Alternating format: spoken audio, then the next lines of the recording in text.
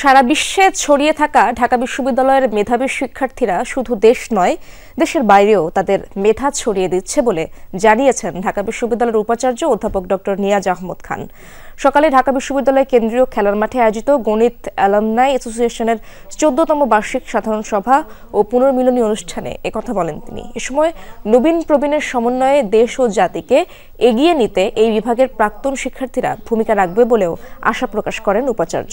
এ সময় 15 জন প্রাক্তন শিক্ষককে গণিত অ্যালামনাই অ্যাসোসিয়েশনের পক্ষ থেকে সম্মাননা দেওয়া হয়। দিনভর নবীন প্রবীণের পদচারণায় মুখর হয়ে ওঠে ঢাকা বিশ্ববিদ্যালয় গণিত অ্যালামনাই অ্যাসোসিয়েশনের মিলন মেলা।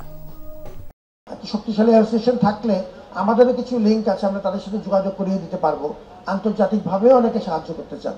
ঢাকা বিশ্ববিদ্যালয়তে এটাই সবচেয়ে বড় আমাদের প্রাপ্তি, যে সত্যিকার অর্থে পৃথিবী জুড়ে আমাদের অ্যালামনাইরা ছড়িয়ে আছে। Global outreach.